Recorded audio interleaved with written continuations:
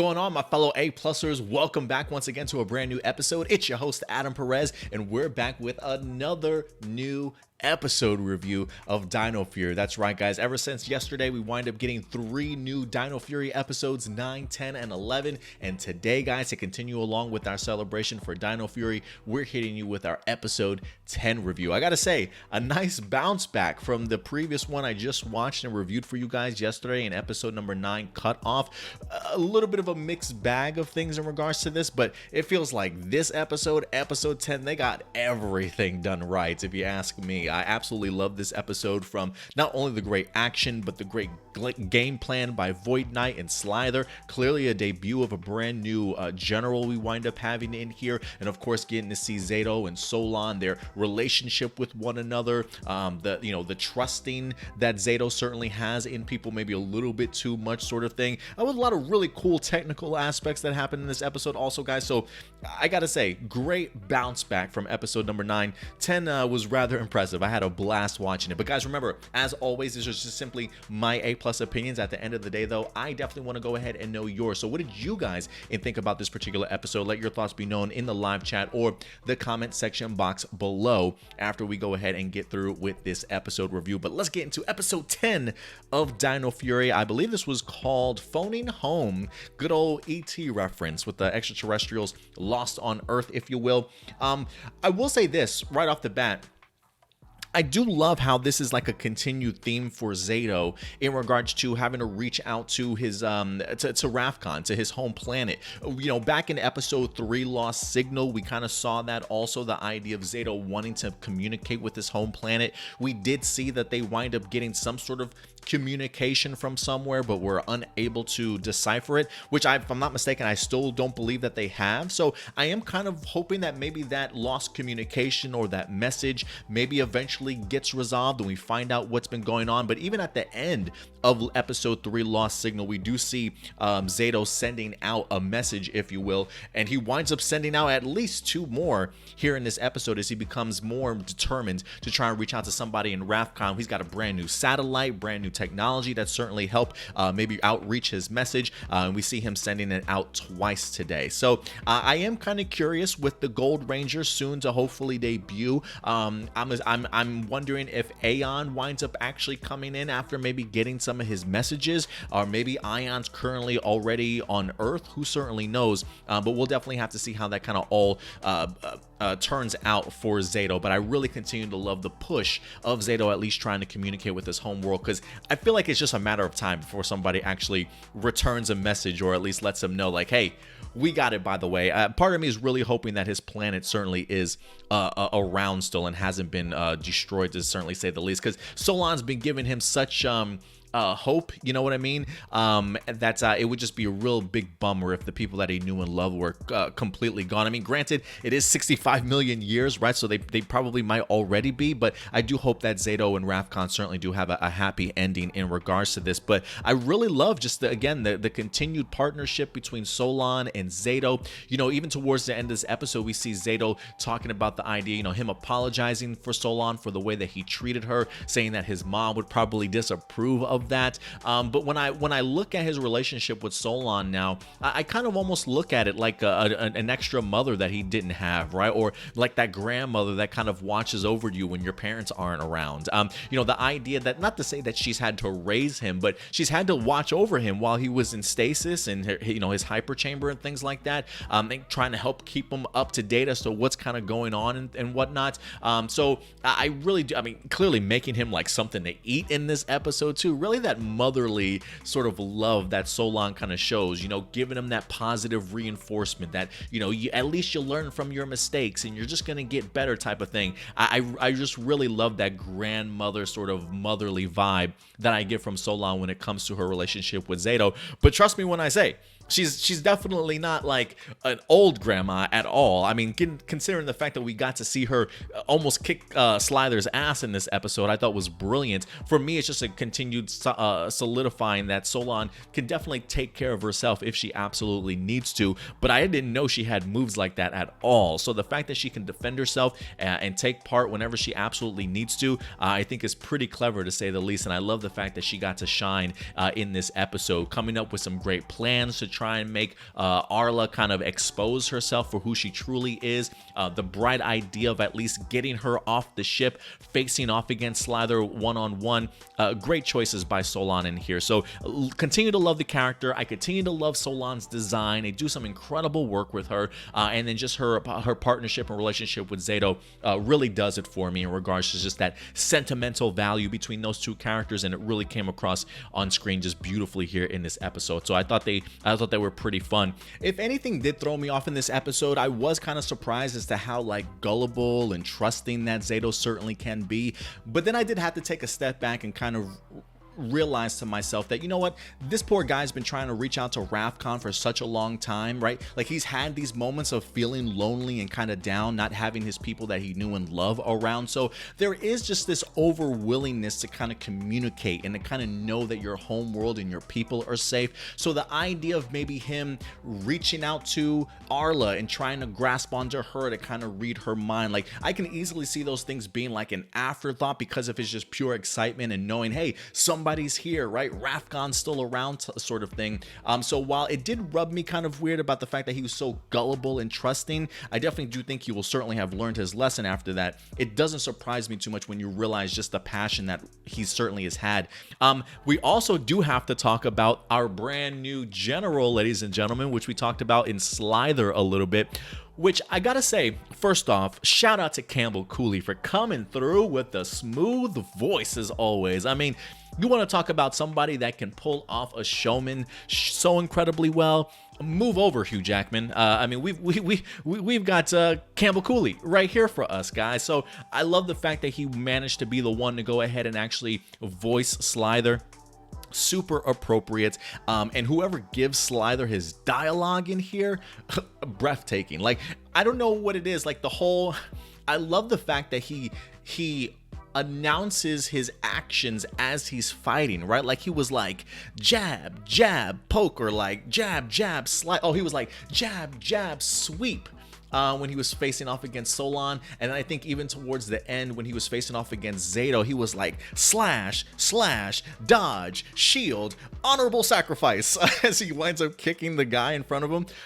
Brilliant stuff, man. I don't know who did. It's almost like he's reading like a play script or something like that, and instead of just reading his lines, he's also reading like the lines of action or something like that that the actual character has to do. I don't know if that's what they were certainly going for, but it works. It works so incredibly well.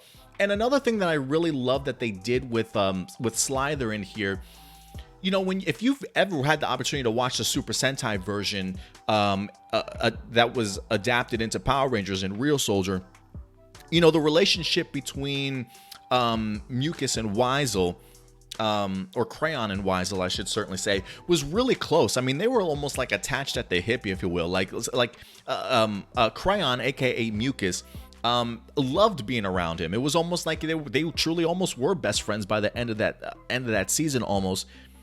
So the fact that we get to not only see that Mucus creates Slyther in here, even gives him the paint job and stuff, to me that immediately initiates, well, if Mucus is the one that created him, he's going to want to be around him the whole entire time. So I love that narratively, they managed to go ahead and give us an excuse to have Weisel, or I should say Slyther, and Mucus together like all the time now. So I thought that was pretty great. The best the best friend high five, and he up too slow, and then he just face plants sort of thing. Another great Mucus moment. But again, this is going to be a great relationship that I think I'm going to absolutely love. I was really impressed with how they adapted Crayon. I've been impressed so far with how they've adapted Weisel in just this one episode that I really do think I'm going to enjoy this partnership between these two as the season progresses. Because when it comes to Slyther, like Campbell Cooley, and again, this is probably a mixture of Campbell Cooley and the writers themselves. They don't make him too overly goofy, right? Like you clearly have to take this guy serious, especially if he's going to be facing off against the Dino Fury Rangers one-on-one. Like even Izzy calls out, like, this guy's got some moves, right? So he's more than formidable, yet he's an over-the-top showman. It's a great combination for him and Mucus to certainly be together. So again, narratively, I love that they made Mucus be the one that kind of creates him, give them that paint job, so he immediately has that attachment to this brand new general, is going to want to be everywhere with him. And I love his choice by the time at the end of this episode when we see Slyther no longer having his memories, the influence that he gives him to be Mucus's best friend, I thought was absolutely brilliant. So great job, Campbell Cooley. Love the voice performance, love the writing and the dialogue for Slyther. I thought they did a great job, and I'm really looking forward to seeing what else they have in store for him.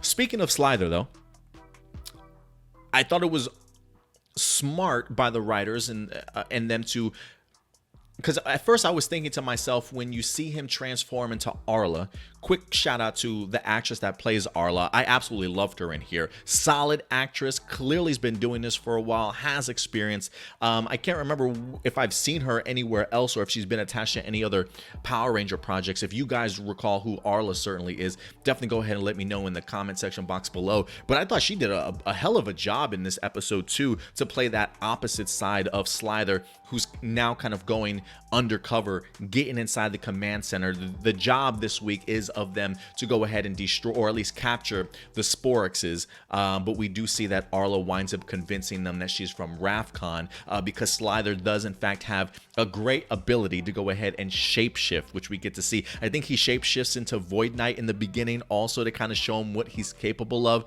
Void Knight clearly letting them know, like, hey, you've been uploaded the Power Rangers data. So he's got stats on them, he's probably got personal information on them, which I thought was brilliant, because when you go, when he turns into Arla and he portrays to be mind linking with them or reading their, mind when he touches, and shakes the hand of Izzy and Javi, all that stuff that he's feeding back to them is just the Void Knight Power Ranger data that he certainly has on them. So again, brilliant plan this week. Fooled Zayto, to certainly say the least. The only person that wasn't fooled was Solon. If Solon wasn't there, they might have had a completed mission, to certainly say the least. So I love the game plan here this week. Just really smart storytelling in that regards, which is just weird to me. Like, just based off of what we got in the previous episode compared to here, it almost feels like night and day, you know what I mean? So I do love what the writers wind up pulling off here in this particular week's episode. So yeah, Arla was fantastic, especially the actress that performed her. Slyther was hella fun. Not only great dialogue, but again, great action sequences. Yeah, I could probably just gush about Slyther all day long. Let's see here, what other honorable mentions do we have here for you guys today? Let's see. We already talked about the Mucus moment. Quick shout out to Ninja Steel in this episode too. The fact that Solon accidentally pushes a button, it winds up bringing up Levi Weston music, which I thought was really cool to see that Levi's still doing his music after his time as a Power Ranger. I thought that was pretty neat. Let's see here. We already talked a little bit about Slyther and Solon's fight, but the action in this episode I thought was brilliant also. Not only Slyther versus Dino Fury, but great morphing sequence this week also. It's one of those things where, while it certainly is Super Sentai footage, when they're doing their roll call, I thought it was absolutely perfect. Like, the great morphing sequence we got for this episode, like, I love, just technically at least, I love the side panning where you go all the way from right, whoever's the ranger, all the way on the right, and the camera goes all the way to the all the way across. And then once they go ahead and actually get into their next move set, the camera pulls out before they jump into their morphing sequence. I love just the dynamic and the energy that it winds up bringing to the morphing sequence, just all the movement that they wind up getting. And we haven't had a roll call before in this season where they're actually fighting as they're announcing themselves, but getting to see that Super Sentai footage, great ADR over that footage, along with Bert Selling's composition and music. it gave me chills, man. It gave me chills before their fight with them and Void Knight. So yeah, the Void Knight battle with Dino Fury was great, along with the Slyther battle with Dino Fury also. Let's see here. A couple quick honorable mentions. Awesome training session that we wind up getting, right? I mean, we got something along the lines of a training sequence back in episode 2, if I'm not mistaken, when they were trying to learn their morph. But now we got a case of capture the flag, where we got everybody. It looks as though maybe they had Chance and or excuse me, I should say Javi and Ollie maybe protecting the flag, and then you had the two ladies and Zayto trying to capture it perhaps. So great training session here this week, and I love the fact also that Zayto has a little bit of a password override in case anything goes wrong and he's got to control it. The Zayto is cool. I was actually really hoping that his new password would have been Coolio. I think that probably would have been even better, but I thought it was funny that he even had a password that refers to himself. Honestly, I thought that was pretty fun. So guys, night and day compared to episodes 9 and 10. This was hella fun, great action, great character work, great storyline, smart plan. It's really everything that I could possibly ask for in this episode. But guys, listen, at the end of the day, I want to know your thoughts. What did you guys think about this particular week's episode? Did it do it for you? What are some of the things you loved? Maybe you didn't. Were you expecting Campbell Cooley to certainly pop up as Slyther? Definitely go ahead and let me know your guys' thoughts in the live chat or the comment section box below after this particular video winds up airing, guys, so we can go ahead and further that discussion. But other than that, guys, listen, we will be having our episode 11 review for you guys tomorrow, and then as always, join us every Saturday going live at noon Central Time for our breakdown of news and reviews throughout the week, as we definitely will be further discussing these brand new Power Ranger Dino Fury episodes, guys. So until next time, do me a big favor as always, take care of yourselves, take care of each other, and as always, keep it A+. I'll talk to you guys later. Bye.